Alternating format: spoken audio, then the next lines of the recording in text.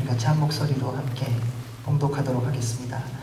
이와 같이 우리를 둘러싼 구름같이 많은 증인들이 있으니 모든 짐과 얼매이기 쉬운 죄를 벗어버리고 인내로서 우리 앞에 놓인 경주를 합시다. 믿음의 창시자요 완성자신 예수를 바라봅시다. 그는 자기 앞에 놓여있는 기쁨을 위해 부끄러움을 개의치 않으시고 십자가를 참으셨습니다. 그래서 그는 하나님의 보좌 오른편에 앉게 되셨습니다. 여러분, 거역하는 죄인들을 참으신 분을 생각하십시오. 그리하여 지쳐 낙심하지 마십시오.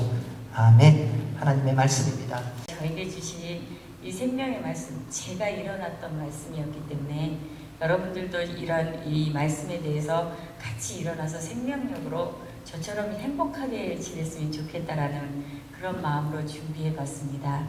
자, 여기 히브리서 12장 1절에서 3절에 있는 말씀은 경주하는 사람들의 이야기입니다. 달리는 사람들의 이야기입니다. 그래서 선수라는 이름이 붙여진 사람들의 이름입니다. 그래서 경주하는 사람들이 있는데 이 경주하는 사람들에 대해서 하나님이 뭐라고 얘기하시냐면 경주하는 사람들의 목표가 있어야 된다고 얘기하고 계십니다. 그런데 목표를 향해서 뛰어가는데 어떻게 뛰어가느냐면 2절에 나오는 것처럼 믿음의 주여 온전케 하시는 예수를 바라보자. 이전에 있었던 성경에는 믿음의 주여 온전케 하시는 예수님을 바라보라 이렇게 얘기하고 있습니다. 그런데 믿음의 주여 온전하신 하나님 예수님을 바라본다는 건 어떤 내용이 숨겨져 있느냐면 집중하라는 내용이 담겨져 있어요. 그래서 이 마지막에 있는 목표를 향해서 뛰어가야 되는데 경주하는 사람은 집중해야 되는 일들이 숙제로 남아있다는 거죠. 그런데 그 집중하려면 많은 일들을 해야 되는데 제가 여기에서 기도에 굉장히 많이 집중했었기 때문에 저는 기도에 대해서 한번 풀어봤습니다. 여러분들이 목표가 분명해야 되는 이 기도에 대해서 이 경주할 방향과 방법을 제시하신다는 것을 제가 알게 됐고 그냥 무작정 개인적인 어떤 웃음을 위해서 기도하고 개인적인 어떤 응답을 위해서 기도했던 것보다는 주님이 원하시는 기도가 무엇일까? 주님이 내게 말씀하시는 기도가 어떤 것일까? 그것을 찾아내기 시작했던 것 같습니다. 그런데 주님이 원하시는 기도가 정말 저는 알기가 어려웠었습니다. 많은 분들이 함께 기도할 때에도 기도하다가 보면 우리가 원하고 우리가 간구하는 공동체적인 기도가 어떤 것이었냐면 우리가 안정을 취할 수 있는 것들이었어요. 안정을 어디에서 취하나 봤더니 성공에서 취하고 또 우리의 미래의 보장에 대해서 취하고 또 다른 동요 가운데 내가 인정을 받는 것에서 취하고 또 내 마음속에서 일어나는 모든 이기심을 채우는데 내 안정이 있다는 걸 자꾸자꾸 보게 되는 것이 그 경주에서 일어납니다. 자, 한국은 지금 하루에 42명이라는 자살을 시도하는 사람들이 있습니다. 자살률이 최고라고 얘기합니다. 그 이유가 뭘까요? 3절에 보면 피곤해서 낙심한다라고 얘기가 나옵니다. 이 열심히 주님의 끝을 알고 목표도 알고 지식으로 그 모든 것들을 알음에도 불구하고 이 길에서 끊임없이 경주하는 우리들이 그 길에서 피곤하고 낙심한다는 이야기입니다. 우리가 왜 피곤하고 낙심할까요? 우리의 마음에 하나님한테 원하는 이 마음은 따로 이렇게 보따리처럼 쌓아두고 하나님이 원하는 마음의 이 모든 보따리는 텅 비어 있다는 걸 우리는 잘 보기가 어렵습니다. 우리가 원하는 이 보따리를 다 풀어 헤치면 여기에는 너무나 할 말이 많고 하나님한테 구할 것이 많다라는 것 때문에 이 보따리 보느라고 여기에 비어있는 보따리를 절대로 보려고도 하지 않습니다. 그런데 경주하는 사람이 피곤하고 낙심할 수 있는 이유는 가다가 피곤하고 지치는 이유는 자기가 정말 바라봐야 되는 어떤 집중해야 될 곳을 놓쳐버리기 때문입니다. 우리는 예수를 보면 힘이 난다라고 많은 분들한테 이야기를 들으셨을 것입니다. 근데 저는 처음에 예수를 보고 힘이 안 났습니다. 예수님은 십자가에 죽으시는 예수님, 예수님은 손해를 보시는 예수님, 예수님은 양보를 하시는 예수님, 예수님은 지는 예수님, 끊임없이 인내를 요구하시는 예수님, 끊임없이 그렇게 이야기하시는 많은 사람들이 이야기하는 예수님이 제 마음속에서는 정말 싫었기 때문입니다. 그런데 점점 예수님 안에서 내 안에 있는 성령님이 기도하라고 요구하셨기 때문에 열정으로 기도했었습니다. 누구한테 질까봐, 누가 나보다 더 잘 될까봐 내 이기심으로 시작했던 이 기도가 하나님 안에서 점점 주님의 마음을 깨달아가는 기도로 바뀌어지기 시작하면서 혼돈과 갈등이 더 심해졌었습니다. 마구마구 경주를 하는데 이 경주가 재미가 없는 거예요. 여러분들은 경주가 재미있으십니까? 예수를 믿고 마구 달려가는 일이 재미만 있으십니까? 지금 얼굴을 보면 하나도 안 재미있는 얼굴입니다. 저도 재미있지 않았습니다. 그래서 하나님 앞에서 엎드려서 어느 끝점이 분명히 있을 텐데 성경을 읽으면 기쁘고 즐겁고 행복하다는 이야기도 있고 평안하고 정말 안식할 수 있다라는 그런 이야기들도 있는데 하나님은 내게 좀채로 그런 것들을 주시지 않았습니다. 그래서 주시지 않는 하나님을 향해서 제가 어떻게 움직이기 시작했냐면 하나님 안식할까봐, 하나님 가만히 계실까봐, 하나님 내 기도에 응답도 안 하실까봐 하나님을 깨우는 기도를 시작했습니다. 금식하고 철야하고 또 새벽기도 쌓고 하나님이 주무실까봐 그렇게 기도했던 일들이 있었습니다. 그런데 그 일도 얼마 안 가서 지치기 시작했습니다. 왜냐하면 저는 예수를 몰랐기 때문입니다. 예수의 십자가를 몰랐기 때문입니다. 내가 죽고 내 안에 예수가 사는 것을 몰랐기 때문입니다. 내가 죽는다는 것, 그것은 내 감정이 죽고 내 생각이 죽고 내 이기심이 죽는 일인데 그것이 너무너무 하기 싫은 내 일이라는 걸 제가 잘 몰랐습니다. 여러분들처럼 이렇게 앉은 자리에서 목사님들이 설교를 하고 많은 분들이 부흥회에서 집회에서 많은 좋은 이야기들을 해도 내 안에서는 어떤 일들이 움직이고 있었냐면 나는 저걸 다 하고 있어. 나는 그래서 하나님이 내게 주실 것을 꼭 주셔야 돼. 그렇기 때문에 나는 이미 죽었고 예수님은 내가 이미 죽은 거에 대한 상급을 주셔야 된다라고만 생각했습니다. 그런데 깊은 기도에 들어가면 들어갈수록 내 안에 살아있는 나를 너무나 많이 직면하게 되는 저를 보았습니다. 착한 것 같은데, 좋은 것 같은데, 선한 것 같은데 아닌 것. 내 안에서 끊임없이 올라오는 인정욕구와 내 안에서 끊임없이 올라오는 정말 이 정욕적인 그런 끌어오르는 마음들 무시하고 싶었고 보지 않고 싶었고 그래서 제가 여기 또 한 구절을 찾아봤습니다. 빌립보서 3장 14절에 보니까 그리스도 예수 안에서 하나님께서 위에서 부르신 그 부르심의 상을 위하여 표대를 향해서 쫓아갑니다. 제가 이 말씀이 떠오른 이유가 있습니다. 김성원 목사님께서 저희 시아버님이 돌아가셨을 때 묘비에다가 적을 말씀 하나만 적어주세요. 그랬을 때 이 말씀을 주셨었습니다. 저는 그 말씀을 볼 때마다 가슴이 찔렸어요. 아, 부르심의 상을 쫓아서 가야 되는데 그게 내 표대이고 그게 내 목적인데 이 땅에서의 모든 삶은 내 표대 그리스도를 향해서 달려가야 된다는 걸 분명히 알아야 되는데 나는 딴 길로 달려가고 싶었던 거예요. 안정된 길, 평탄한 길, 형통한 길. 끊임없이 말씀 속에서도 그것이 성경 안에 있는 말씀이었기 때문에 그것을 너무나 붙잡고 그것에 대한 조건절은 제가 너무나 많이 무시하고 살았다는 거예요. 자, 내가 너를 형통케 하리라, 내가 너를 평탄케 하리라. 여호수아서 1장 8절에 그 뒷얘기의 앞에는 어떤 이야기가 들어서 있냐면 네가 주야로 율법책을 묵상하고 그것을 그대로 지켜 내 규례와 율례를 지켜 행하면 내가 너를 평탄케 하리라, 내가 너로 형통케 하리라.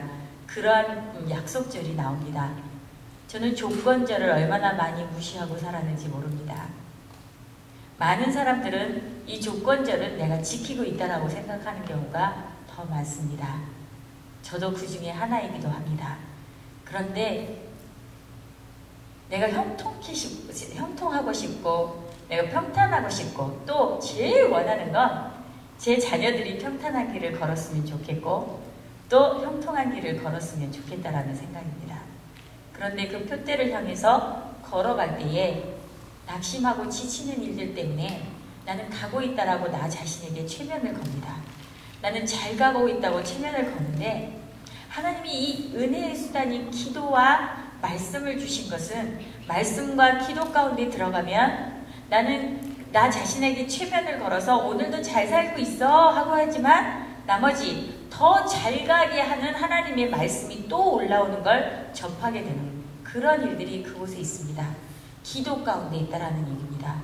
기도에 들어가면 그래도 현미야 너 이것 좀 더 잘했으면 좋겠다. 여러분들에게도 마찬가지입니다. 누구누구야 이렇게 너는 지금 잘하고 있지만 요 파트에선 조금 더 잘했으면 좋겠다. 이렇게 얘기하는데요. 우리는 어디에서 배웠는지 잘 모르겠지만 굉장히 완벽한 걸 좋아합니다. 그래서 내가 스스로 완벽하다는 것들을 인정받기를 원하고 내가 지금 신앙생활을 완벽하게 하고 있다라고 스스로 생각하고 싶어 하는데요. 기도하러 들어가면 주님께서는 요거는 더 잘했으면 좋겠다라고 그러한 이야기들을 항상 우리에게 해주시는 것들이 있습니다. 그러면 우리 마음이 또 차올라서 어떤 일이 일어나느냐면 하나님 지금도 하고 있잖아요. 지금도 나는 너무 벅찬데 거기에다가 또 무슨 할 말을 더 하실 것이 있어서 내게 또 그런 이야기를 하시니까 이러한 모양을 가지고 그대로 나와서 내가 삶에 너무너무 열심히 사는데 내가 한계선이 있어 최선을 향해서 사는데 누군가가 나에게 이것 좀 더 해줘 그럴 때 내가 하나님한테 했던 그 모습 그대로 다른 사람들에게 행하는 것들을 볼 수 있습니다. 하나님한테도 왜 그걸 나한테 지금 내가 벅차는데 그걸 하게 하세요 하는 모양을 기도 가운데 내가 가졌다면 세상에 나와서도 똑같이 내가 무엇을 열심히 하고 있을 때 누군가가 이것 좀 더 해주세요 하는 그런 일이 일어날 때는 어김없이 나는 지금 너무너무 힘들고 이것에 대해서 벅찬 게 있는데 거기에다가 나한테 뭘 더 하라고 하십니까? 이 모양이요. 하나님 앞에 있는 내 모양과 사람들 앞에 있는 내 모양이 똑같다라는 걸 제가 깨닫게 됐습니다. 그래서 세상은 그런데 뭐가 있냐면 하나님 앞에서는 조작이 가능하지 않습니다. 하나님은 내 모든 모습들을 들키게 하시고 그 모든 모습들을 드러나게 하시기 때문에 하나님 그래도 감사합니다. 그러고 나올 수 있는데요. 사람들 앞에서는 어떤 일이 일어나냐면 조작을 할 수 있는 가능성이 있습니다. 저처럼 이렇게 사람들 앞에서 안녕하세요. 잘 계셨죠? 하고 웃는 거 너무 잘하죠. 정말 아름다운 모습을 조작할 수는 있습니다. 그런데 그 어느 것들도 기도 가운데 다rum을 받지 못한다면 우리는 나와서 경주자로서 달려갈 때에 옆에 있는 선수들이 내 전략을 알아채고 채고야 합니다. 같은 선수들이 경주하는 이 끝까지의 목표는 무엇이라고 생각하십니까? 우승이라고 생각하시죠. 우승하는 자가 분명히 달리기 선수들의 목표라고 생각하는데 크리스찬들은 조금 다른 것 같습니다. 이 믿음의 경주에서는 맨 끝의 목표는 예수님을 만나는 일입니다.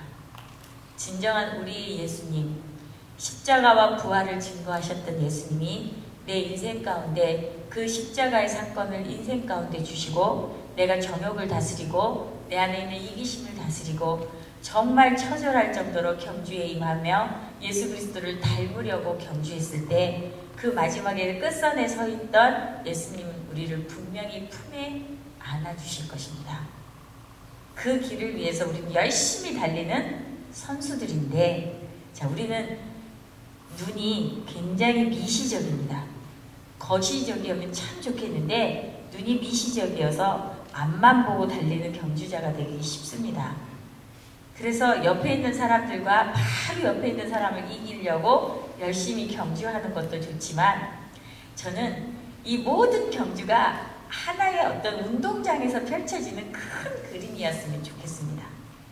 뭔가 세상에 있는 악한 영들과의 전쟁이 있고 또 분명히 우리가 이 선에서 같이 달리는 그 경주하는 곳이 있을 텐데 그 경주하는 곳에서 앞서 달려가는 사람이 없이 모두가 손을 잡고 끝점 예수 그리스도의 표대를 향해서 모두가 힘을 내어서 같이 달리자고 하는 그런 선수들이었으면 참 좋겠다라는 그런 마음을 가지고 이 성경의 말씀을 다시 읽기 시작했습니다.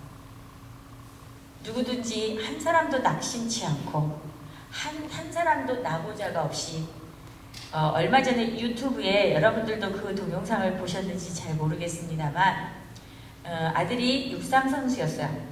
그래서 400m 경주를 하고 마지막에 들어오다가 삐끗하고 넘어져서 근육이 파열이 됩니다. 그런데 관중석에 있던 한 사람이 나와가지고 그 사람을 탁 붙들고 결승점에 골인할 때까지 다 부축을 해서 들어가는 모습이 굉장히 감동적이었습니다. 근데 그 사람이 누구인가 봤더니 그 사람의 그 뛰는 경주자의 아버지였습니다. 자, 우리 예수님은 그런 분이 아닐까 생각이 됩니다. 주님은 우리를 일으키시고 넘어져서 정말 지치고 피곤하고 낙심해서 죽을 것 같은 괴로움 중에 있을지라도 우리 주님은 그런 아버지가 되셔서 우리의 경주하는 곳에 나오셔서 우리를 일으키시고 우리에게 힘주시고 우리를 부축하시고 우리에게 강한 오른팔과 편팔로 안위하셔서 우리의 끝에 표대를 향하여 그 부르심의 상을 쫓아 끝까지 갈 수 있도록 격려해 주시고 위로해 주신 분이 그리스도가 아닌가 싶습니다. 두 번째 말씀을 또 하나를 찾아봤는데요. 고린도전서 9장 25절의 말씀입니다. 경기에 참가한 사람은 누구나 모든 일에 절제합니다. 그들은 썩어 없어질 면류관을 얻으려고 절제하지만 우리는 썩지 않을 것을 얻으려고 절제합니다. 자, 우리는 세상에서 많은 경쟁심 안에서 자라났습니다. 경쟁심 안에서 자라나고 1등에 목말라서 살게 하는 그런 문화 가운데서 살아났습니다. 그런데 1등이 있으면 꼭 무엇이 있어야 됩니까? 꼴등도 있어야 합니다. 꼴등이 없이는 절대로 1등이 있을 수가 없습니다.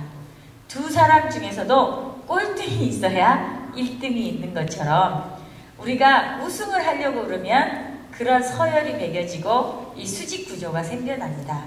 그런데 저는 예수 만나고 제일 좋았던 기억이 뭐였냐면 예수님은 수평 구조를 가졌다는 거예요. 자, 수직 구조는 나보다 더 특별하고 나보다 더 은혜로운 사람이 있을 수 있지만 예수 그리스도 안에 있는 수평 구조는 먼저 가서 힘이 있는 사람, 먼저 가서 은혜를 많이 받은 사람, 그래서 힘을 나눠주고 은혜를 나눠주는 그런 구조를 가지고 있다는 얘기입니다.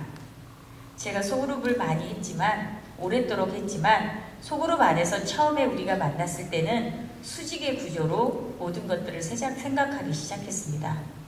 인도자는 당신이 인도자니까, 당신이 리더이니까, 그래서 인도자는 이렇게 돼야 돼, 리더는 이렇게 해야 돼, 이런 수직 구조 안에서 인도자가 리더를 할 수 있는 그 자리에 있을 수 있는 건 부르심입니다. 부르심인데 인도자는 능력이 많다라고 그냥 생각하고 그 인도자의 이 리더의 위치에 있는 모든 사람들은 그냥 성령 충만해야 된다라고 생각합니다. 물론 그런 책임은 있습니다. 그래서 열심히 남들보다 같은 소그룹의 모든 다른 사람들보다 엎드려서 기도하는 시간들이 많아야 하고 하나님 앞에 묻는 시간들이 있어야 하고 성경을 해석하고 성경을 계속 보는 일들이 많아야 함에도 불구하고 같이 자라나는 시간들이 있다라는 거예요. 같이 자라는 동안에 완벽성을 요구하는 소그룹의 많은 사람들 때문에 저는 많이 상처받았었습니다. 저는 많이 힘들었었습니다. 그 상처받을 때마다 그 상처와 그 힘든 고난의 시간은 저에게 굉장한 유익을 주셨습니다. 예수께로밖에 갈 수 있는 길이 없었다라는 거예요. 그러면서 믿음의 경주를 뭐라고 해석하기 시작했냐면 이 믿음의 경주는 길을 찾는 일이구나. 예수 길이요 진리요 생명 대신 예수님의 생명의 길을 찾는 일입니다. 그래서 교회에 오는 많은 분들은 교회 안에서 다른 사람을 찾는 일이 아니라 예수, 그 생명된 길을 찾는 거라는 걸 알게 됐습니다. 누구를 만나고 누구에게 책임이 있는 것이 아니라 우리 스스로 경주자가 되어서 그 길에서 예수님을 찾아야 합니다. 우리는 힘이 없습니다. 우리는 능력이 모자랄 수도 있고 부족할 수도 있습니다. 그러나 우리의 연약함을 일으켜 세워주시는 주님이 있고 우리의 부족함을 채워주시는 주님이 있기 때문에 우리는 교회에 와도 하나님이 그렇게 우리에게 베푸실 기대와 소망이 있다는 것입니다. 자, 집중해서 뛰는 사람이 만약에 단순하고 기쁘고 군더더기가 없고 절제되고 경쾌하고 자연스러운 달리기를 하는 사람이라면 보는 자들로 인해서 기대감을 갖지 않겠습니까? 만약에 여러분들이 예수 안에서 이러한 사람들을 보게 되면 나도 그런 사람이 참 되고 싶다라는 그런 소망을 갖지 않겠습니까? 그런데 우리는 그런 기대감을 당신이 하세요 하고 얘기해요. 그런데 저는 오늘 여러분들에게 좀 한 가지를 요구하고 싶습니다. 내가 그렇게 될게요. 그런 고백을 한번 해보실까요? 내가 그런 선수가 되보겠습니다. 옆 사람에게 좀 고백 좀 해보세요.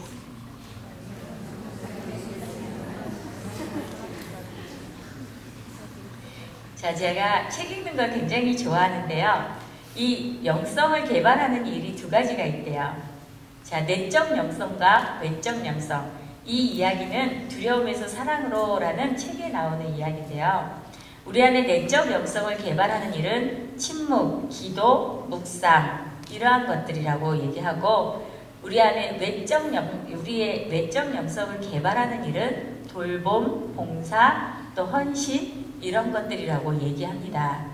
그런데 내적 영성을 개발하고 외적 영성을 개발하는 것, 외적 영성을 개발하는 이 모든 것들은 예수 그리스도 안에서 누구를 닮아가는 것이겠습니까?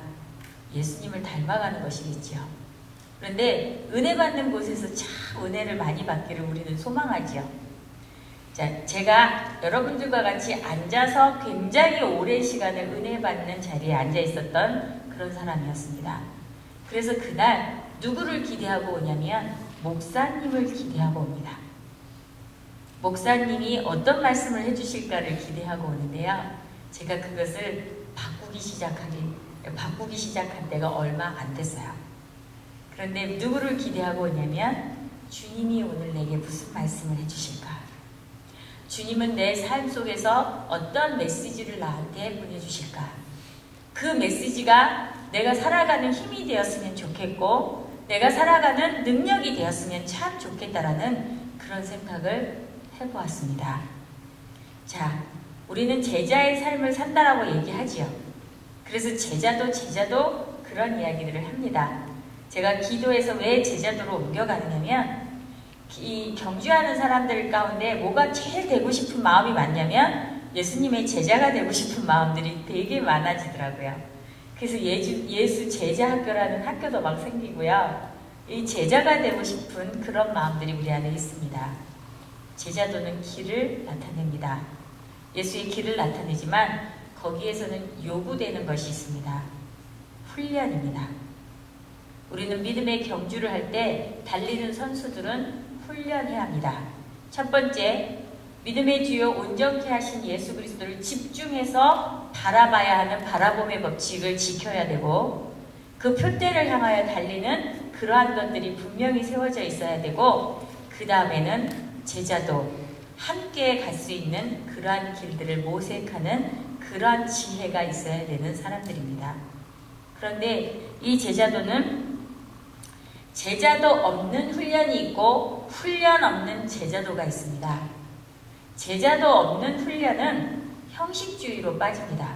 말하자면 기도와 영성의 훈련을 빼먹고 정말 그런 것들 없이 훈련만 받기만 하면 오늘 예배드리는 방법을 훈련받고 찬양하는 방법을 제시받고 또 와가지고 어떤 일들을 해내는 것들만 훈련을 받으면 성경에 나와 있는 바리새인처럼 그러한 사람들처럼 인본주의의 신앙을 형성하게 됩니다. 저 사람은 어때? 저 사람은 이래. 내 마음의 법의 기준으로 그 사람을 판단하고 그런 방법이 틀렸어. 그건 형식이 틀렸어.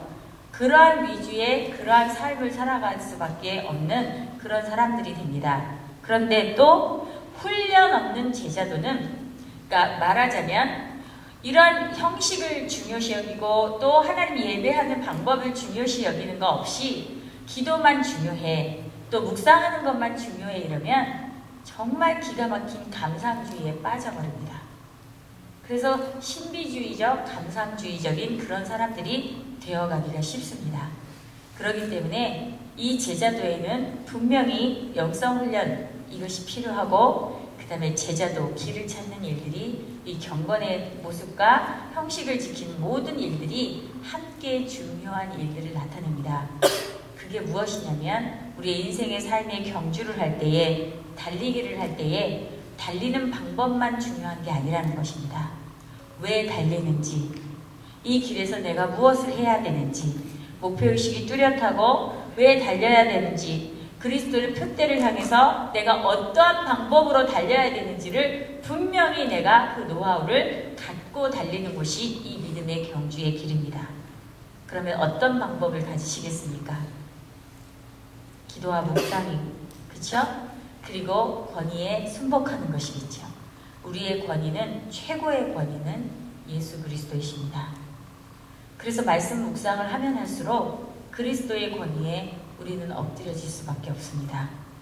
십자가를 지신 그 대속의 의미를 알아가면 알아갈수록, 깨달아가면 깨달아갈수록 우리는 그 권위에 순복하는 사람들이 될 것이고, 예수님을 닮아가기 위해서 끊임없이 주님이 주신 은혜의 수단인 기도와 묵상을 하는 사람들이 되고야 말 것이기 때문입니다. 이런 얘기를 하면 많은 분들이 무거워합니다. 왜 무거워할까요? 여러분들 무거운 얼굴이세요.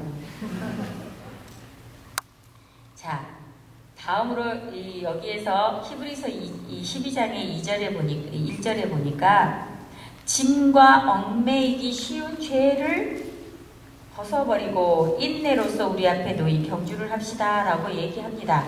이게 뭐예요? 달리는 자가 또 지켜야 될 수칙이 뭐냐면 몸을 가볍게 하는 거라는 거예요. 몸을 가볍게 하는데 뭐를 가볍게 하라고 이야기하고 있냐면 무거운 것, 얽매이기 쉬운 죄를 벗어버리라고 얘기합니다. 자, 우리를 힘들게 하는 것은 다른 것이 아니라 죄라는 것을 알 수 있습니다. 이 죄를 해결하는 것은, 이제는 우리는 원죄를 해결했기 때문에 소소하게 죄를 짓습니다. 속에서 남을 조금씩 미워하고, 남을 조금씩 시기하고, 질투하고, 또 좌절하고, 낙심하고, 이러한 모든 것들은 예수 그리스도 안에서 주님이 원하시는 모습이 아닙니다. 그런데 이 모든 모습을 가지고 어디로 가면 들키냐면, 기도 가운데, 말씀의 빛 가운데 들어가면 우리의 내면을 들키게 되어 있습니다. 그런데 이 내면을 성찰하고 자기 자신의 모든 것들을 고통스럽게 들여다보는 일들은 우리에게 무거운 짐과 같다라는 거예요. 그래서 나중에 이제 이따가 더 결론 질 때 말씀을 드리겠지만, 예수님은 우리에게 그렇게 요청하십니다. 수고하고 무거운 짐진 자들아, 다 내게로 오라. 이 짐을 봤더니 우리에게 짐이 딴 게 아닙니다. 인생의 어떤 무게를 지고 있는 게 아니라 우리 안에서 죄가 해결되지 않으므로 그것이 자유함을 얻지 못하기 때문에 우리에게는 모든 인생이 무거운 짐처럼 우리 어깨에 얹어 있는 것 같이 느껴진다는 거예요. 그런데 보니까 우리의 짐은 어떻게 해결합니까? 하고 또 말씀을 기억해 보니까요, 회개에 합당한 열매를 맺으라고 얘기합니다. 자, 저는 열매를 맺는 것이 제가 본인 존재 자체가 열매를 맺는다라고 생각했었습니다. 그런데 그게 아니라 열매를 맺는 주체는 성령님이셨어요. 성령의 열매는 사랑과 희락과 화평과 오래 참음과 자비와 양성과 충성과 온유와 절제입니다. 이것은 내가 맺는 것이 아니라 내 안에 계신 성령님으로 인해서 내가 성령님의 요구에 예하고 내가 순종할 때에 성령님께서 맺어가시는 열매라는 걸 알게 되었습니다. 그러면 우리 스스로가 정말 고민하고 하나님 앞에 순종하면서 우리의 몸으로 해낼 수 있는 열매를 맺을 수 있는 것을 뭐라고 얘기했냐면 회개에 합당한 열매라고 말씀하시는 것입니다. 내가 어저께 잠깐 저 사람을 미워하고 시기하고 질투했는데 오늘 하나님 앞에서 회개를 하고 그 다음날 그 사람을 사랑으로 예수 그리스도의 보혈로 생명력으로 덮을 수 있다면 그것은 내가 맺는 회개에 합당한 열매가 될 것입니다. 저는 여러분들한테 이것을 도전을 드리고 싶습니다. 회개에 합당한 열매를 날마다 맺어야 합니다. 이전에 있었던 내 모습 중엔 완벽하게 하나님을 닮은 선함이 없습니다. 그 사랑도 없습니다. 그런 긍휼도 없습니다. 긍휼한 척 할 수 있고 사랑하는 척 할 수 있고 없는 척 할 수 있지만 예수 그리스도께서 내가 기도하고 하나님 앞에 엎드려서 구하는 그 자리에서 주시지 않는다면 우리는 어떤 사람도 사랑할 수 없고 누구도 긍휼히 여길 수 없고 우리 안에 있는 죄에 대해서도 인정하고 회개할 수 없는 그런 존재인 것을 여러분들에게 도전을 드리고 싶습니다. 예화로 하나가 기억나는 게 있는데요. 자, 13세기 때에 유럽과 징기스칸의 군대가 전쟁이 일어났어요. 전쟁이 일어났는데 유럽의 군사들을 징기스칸의 군사들이 이긴 이유가 딱 한 가지가 있대요. 여러 가지가 있겠지만 누군가가 예화를 설명할 때 이게 너무 중요해서 아마 딱 한 가지라고 이야기를 했던 것 같습니다. 유럽의 장비를 여러분들이 보셔서 알지만 턱 하고 내리는 갑옷 있잖아요. 그거에다가 참 무거운 이 동으로 된 이 창이 있잖아요. 게다가 갑옷의 철 옷에 찔리지 않게 그 모든 군장의 무게가 70kg였답니다. 그러면 70kg는 여러분들이 잘 감이 안 오시겠지만 제가 여기 미국에 들어오는데 23kg의 가방 2개를 가지고 올 수 있는 그런 무게였는데 여러분들이 가지고 오는 그 책을 있잖아요. 40권을 넣는데도 15kg밖에 안 됐었어요. 그러니까 70kg의 무게는 어마어마한 무게라는 생각이 듭니다. 그래서 징기스칸은 자기의 군사들에게 전쟁에 이길 수 있는 전략으로 어떻게 해줬냐면 7kg의 군장으로 전부 줄여줬답니다. 그러니까 말을 타고 심출귀몰하게 열심히 뛰어서 유럽 군사들이 뛰어오는 그 거리보다 엄청나게 재빠르게 신속하게 움직여서 아마 그렇게 쉬운 전쟁의 승리를 맛보게 된 것이 아닐까 싶습니다. 여러분들한테 이 달리는 경주자의 이 몸에 지닌 무게가 무엇일까요? 제가 묻습니다. 우리의 무거운 이 짐은요, 주님이 주신 게 절대로 아니라는 거예요. 주님이 주시는 갑옷, 하나님의 전신갑주는 가볍습니다. 어떨 땐 썼는지 안 썼는지, 어떤 땐 입었는지 벗었는지도 모를 만큼 우리는 그것이 굉장히 가벼운데 우리가 가지고 있는 무게는 이 갑옷의 무게는 어떨 때 느끼냐면 죄로 인해서 속박되었을 때, 우리의 죄로 인해서 자유함을 잃어버렸을 때, 평안하지 않을 때, 지치고 낙심할 때, 이럴 때에 우리 안에 있는 모든 갑옷의 무게는 70kg 이상 100kg가 될 것 같습니다. 저도 그런 인생들을 살아왔습니다. 주님 앞에서 기도하고 은혜를 받을 때마다 갑옷의 어떤 부분들이 떨어져 나갔고 가벼워지는 것들을 경험했습니다. 그리고 많이 가벼워졌을 때 제 입에서 나오는 건 주님 잘못 살았습니다. 주님 나는 무익한 종입니다. 주님 나는 아무것도 쓸 곳이 없습니다. 점점 내 입에서 주님께 드려지는 고백은 그것뿐이었습니다. 나는 무익한 종입니다. 주님이 쓸만한 줄 알았는데, 주님이 사용하실 만한 줄 알았는데 나는 그렇지 않았습니다. 그런데 아까 제가 얘기했죠. 마태복음 11장 28절에서 30절, 수고하고 무거운 짐진 자들아 다 내게로 오라. 내 짐은 가볍고 내 멍에는 쉬우니 나한테 와서 안식을 하라는 그런 말씀이 있습니다. 이스라엘의 소는 결의소를 취한다라고 여러분들이 들어보셨을 거예요.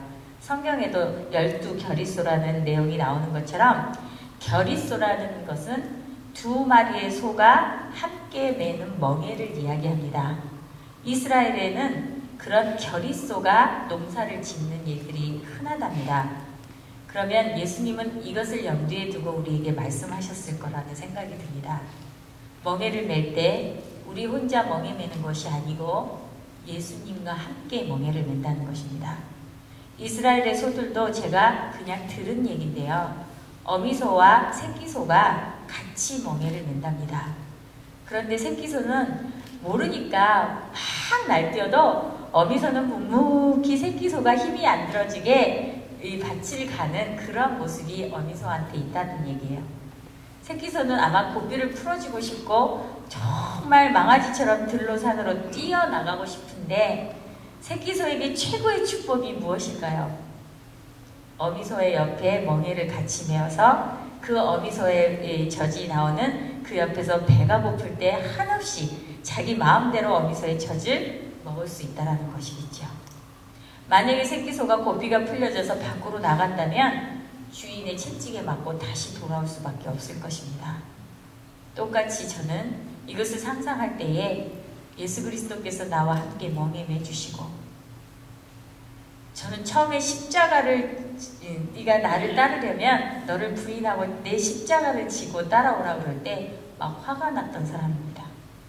주님이 다 지셨는데 나보고 뭘 남은 게 있어서 제가 이 땅에서 또 십자가를 지랍니까? 그리고 제가 시부모를 봉양하고 섬기고 살 때 많은 분들이 하늘의 상급이 크다라고 얘기하셨어요. 근데 하늘의 상급 얘기만 나오면 속이 퍽퍽 끓겠습니다. 당신이나 받으세요. 속으로 저는 그런 소리를 굉장히 많이 했던 기억이 납니다. 그런데 지금은 그런 나를 한 결의소로 묶으셔서 그리스도께서 함께 내 정과 육만 십자가에 못 박고 나 자신에 있는 모든 것들만 부인하면 내가 주님과 함께 멍에 매운 이 모든 일들이 너는 정말 행복한 걸 거야. 이것을 가르치시기까지 너무 오랜 시간이 걸렸다라는 것입니다. 저는 이런 예수님이 좋습니다. 나는 무익한 종이고 나는 아무것도 할 수 없지만 지금도 실수와 실패의 연속이고 끊임없이 하나님이 다루셔야 되는 일들이 많지만 저는 이런 예수님이 좋습니다. 저를 그 표대가 끝나는 그 시간까지 주님이 온 힘을 다해서 온 전력을 다해서 저를 끌고 가실 것이기 때문입니다. 여러분 힘을 내십시오. 자, 1절을 보겠습니다. 이와 같이 우리를 둘러싼 구름같이 많은 증인들이 있으니 이 얘기는요. 얼마 전에 저희 한국에서 프로축구 게임단이 벌게임을 했는데 어떤 벌게임을 했느냐면 관중이 하나도 있지 않는 곳에서 축구 시합을 했어요. 프로축구단이. 뭐 때문에 벌을 받았는지 모르지만 아마 인터넷을 찾아보면 있을지도 모르겠습니다. 그런데 벌게임을 했다는 소리만 들었어요. 벌칙으로 관중이 한 명도 없는 곳에서 게임을 했는데 이들이 나중에 고백은 뭐였냐면 너무 재미없는 이 경기를 했다라고 그렇게 고백을 했습니다. 그래서 축구단, 이 달리는 선수들은 누가 있어야 한다라고 얘기하는 거냐면 관중이 있어야 된다는 거죠. 그런데 이 길에서 함께 멍에 매고 나 자신을 부인하고 그렇게 처절하고 피곤하고 낙심이 될 수 있는 그런 경주의 길에서 우리의 관중을 딱 쳐다보시면 누가 있느냐면 우리보다 먼저 이렇게 살았던 구름과 같은 허다한 증인들이 관중석에 있다는 걸 여러분 절대로 잊지 마십시오. 그분들은 우리들을 향해서 그 표대에 목적한 곳까지 끊임없이 달려갈 수 있도록 우리를 향해서 함성을 지르고 박수를 치고 있다는 얘기입니다. 조금만 더 가면 돼. 지금은 일어나야 돼. 힘을 내. 끝까지 갈 수 있어. 이길 수 있어. 세상을 넉넉히 이기게 하실 거야. 이러한 이야기들을 끊임없이 관중석에서 구름과 같이 허다한 증인들이 우리를 향해서 그런 함성 소리와 그런 박수 소리를 내고 있다는 것을 여러분들이 들으실 수 있다면, 오늘은 피곤하고 오늘은 낙심되고 오늘은 지칠지라도 내일 아침 다시 예수님을 만나서 주님이 그렇게 일으켜 주시고 주님이 함께 가자고 얘기해 주시는 그 길에서 또 주님만 보는 게 아니라 끊임없이 관중석을 바라봐서 나를 향해서 먼저 가신 많은 분들이 나에게 힘을 내라고 우렁찬 함성 소리와 박수 소리를 들을 수만 있다면 우리는 이 땅에서 살만 합니다. 무익하지만, 정말 쓸데없지만 그런 나를 주님께서 건져내셔서 나에게 정말 아름다운 관을 씌우시고, 그 관을 씌우시면서 나에게 내가 멋져서가 아니라 주님이 아름다운 그 의의 옷을 입히심으로 이제는 이전과 같이 세상에 있던 사람처럼 살지 않고 내가 이 땅에서 다시 주 예수 그리스도의 생명의 나라로 옮겨지는 것 그 하나 가지고 나는 세상에 있는 사람들처럼 살지 않고 이제는 예수 그리스도의 생명력을 가지고 힘있게 살아갈 수 있는 그런 사람으로 하나님이 세우셨다는 것입니다. 그래서 우리에게 허락되지 않는 일들이 있습니다.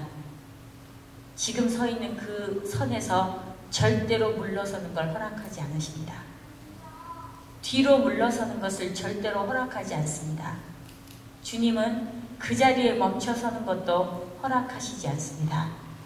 주님은 끊임없이 우리에게 경주하라고 얘기하십니다.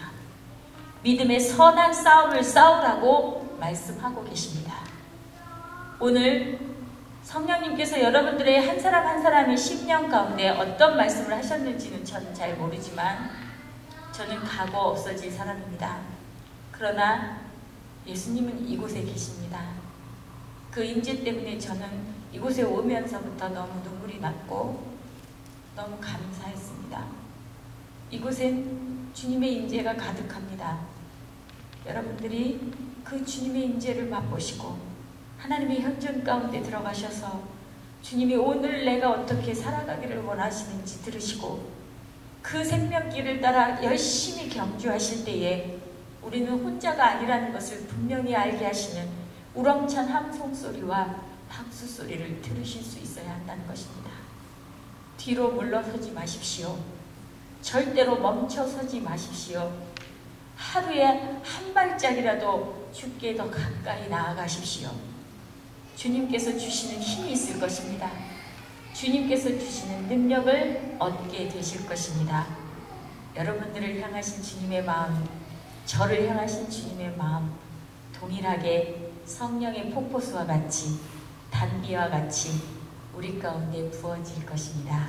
기도하시겠습니다. 하나님 감사합니다. 우리 마음을 촉촉히 적셔 주시옵소서. 성령의 단비를 맡게 하시고 우리 안에 성령의 충만한 기름 부심이 있게 해주셔서 아버지 하나님, 우리가 믿음의 경주의 끝까지 힘차게 달려갈 수 있는 그런 사람들이 되게 하시고 우리를 보며 기대하는 사람들로 인하여 이 길에 함께 서게 하시고 아버지 하나님, 허다한 구름과 같은 증인들이 우리의 경주를 향해서 끊임없이 우렁찬 함성과 박수 소리를 낼 수 있도록 우리를 축복하시고 기름 부어 주시옵소서. 예수님의 이름으로 기도합니다. 아멘.